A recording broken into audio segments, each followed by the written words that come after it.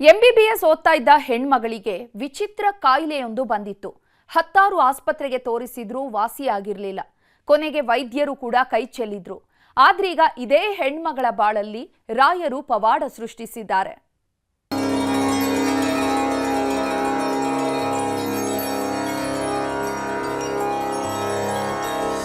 ಇವಳು ಉಳಿದಾದ್ರೂ ಉಳಿಬಹುದು, ನಮ್ಮ ಕಡೆ ಏನು ಹೋಪ್ಸ್ ಇಲ್ಲ, 3 ದಿನ ಇರ್ತಾಳೆ ನೋಡೋಣ ಅಂತ ಹೇಳಿದ್ರು. 3 ದಿವಸದ ಹಿಂದೆ 3ನೇ ವಾರಕ್ಕೆ ನಾನು ಎದ್ದು ನಿಂತೆ. ವಿಜ್ಞಾನಕ್ಕೂ ಹೆಚ್ಚಿಗೆ ಮಿಗಿಲಾಗಿದ್ದು.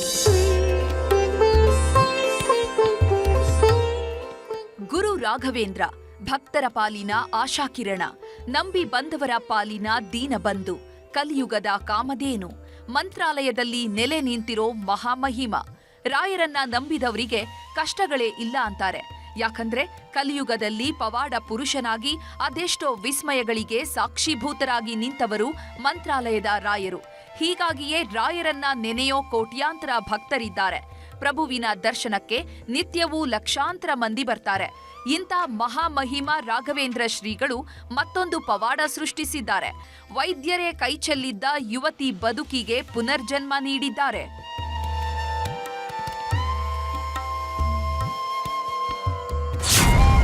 ವೈದ್ಯರೇ ಕೈ ಚೆಲ್ಲಿದ್ದ ಯುವತಿ ಬಾಳಲ್ಲಿ ರಾಯರ ಪವಾಡ. ವೀಲ್ ಚೇರ್ನಲ್ಲಿ ಇದ್ದ ಯುವತಿ ಬದುಕಲ್ಲಿ ಹೊಸ ಮನ್ವಂತರ.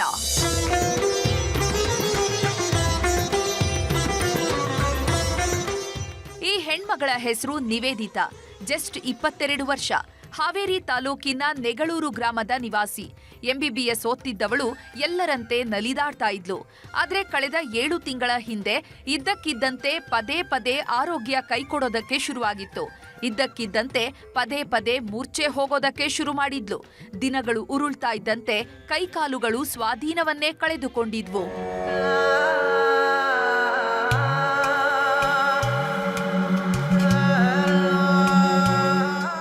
ಎಲ್ಲರಂತಿದ್ದ ನಿವೇದಿತಾಗೆ ಅಪರೂಪದಲ್ಲೇ ಅಪರೂಪದ ಕಾಯಿಲೆ ಆವರಿಸಿತ್ತು.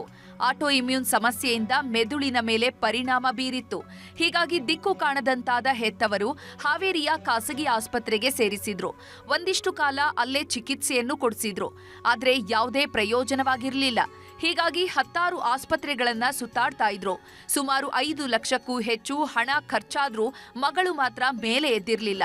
ಇಷ್ಟು ಚಿಕ್ಕ ವಯಸ್ಸಿಗೆ ಹಾಸಿಗೆ ಹಿಡಿದ ಮಗಳನ್ನ ನೋಡಿ ನಿತ್ಯ ಕಣ್ಣೀರು ಸುರಿಸ್ತಾ ಇದ್ರು.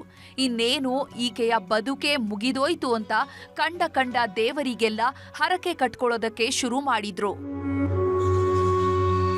ನನ್ನ ಮಗಳಿಗೆ ಹುಷಾರಿಲ್ದ ನಾನು ಎಲ್ಲ ದೇವ್ರ ಮೇಲೂ ಹೋಪ್ಸ್ ಕಳ್ಕೊಂಡ್ಬಿಟ್ಟೆ. ಯಾವ ದೇವ್ರಿಗೂ ಕೈ ಮುಗಿಯೋದಾಗಲಿ ಇದನ್ನು ಮಾಡೋದಾಗಲಿ ಮಾಡಲಿಲ್ಲ. ಇಂಥ ಮಗಳಿಗೆ ಹಿಂಗೆ ಆಯ್ತಲ್ಲಪ್ಪ, ಅದು ಸಡನ್ನಾಗಿ ಬಂದಿದ್ದು. ಮತ್ತು ರಾಘವೇಂದ್ರ ಗುರುಜಿ ಹತ್ರ ಕರ್ಕೊಂಡು ಹೋದ್ವಿ. ಮಂತ್ರ ಸುಧೇಂದ್ರ ತೀರ್ಥರ ಆರಾಧನೆ ಇಲ್ಲಿ ಬಂದಿದ್ದರು ಹೊಸರತ್ತಿ ಮಠಕ್ಕೆ.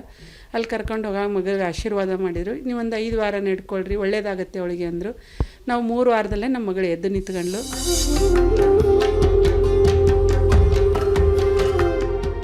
ಆಸ್ಪತ್ರೆಗೆ ತೋರಿಸಿ ಸುಸ್ತಾಗಿದ್ದ ಹೆತ್ತವರು ಮನೆಯಲ್ಲೇ ಇಟ್ಕೊಂಡಿದ್ರು.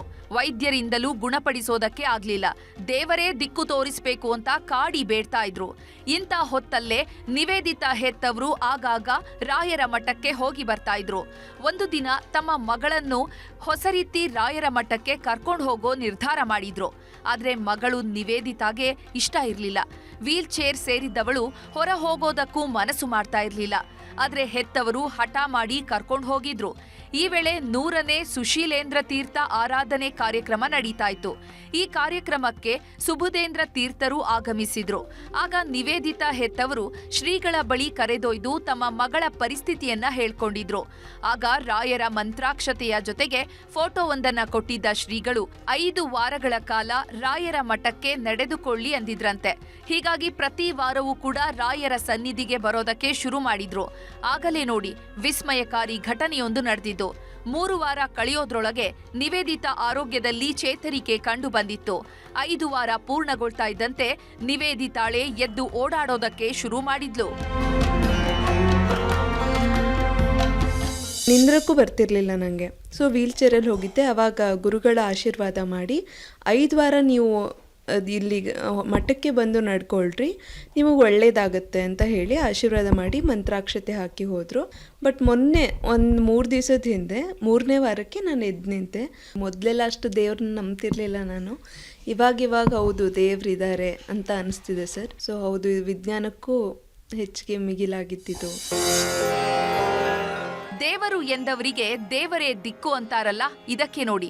ಅದ್ಯಾವ ಪವಾಡದಿಂದ ಈ ಹೆಣ್ಮಗಳು ಗುಣಮುಖಳಾದ್ಲೋ ಗೊತ್ತಿಲ್ಲ. ಆದ್ರೆ ರಾಯರ ದರ್ಶನದ ಬಳಿಕ ಈಕೆಯ ಬದುಕಿಗೆ ಪುನರ್ಜನ್ಮ ಸಿಕ್ಕಿದೆ. ವೈದ್ಯ ಲೋಕವೇ ಕೈ ಚೆಲ್ಲಿದ್ದ ಯುವತಿ ಇವತ್ತು ಮತ್ತೆ ಎಲ್ಲರಂತಾಗಿದ್ದಾಳೆ. ಇದನ್ನ ಪವಾಡ ಅನ್ನದೇ ಮತ್ತಿನ್ನೇನನ್ಬೇಕು ಹೇಳಿ. ನಾಗರಾಜ್, ಮಾಕಾಪುರ, ನ್ಯೂಸ್ 18 ಹಾವೇರಿ.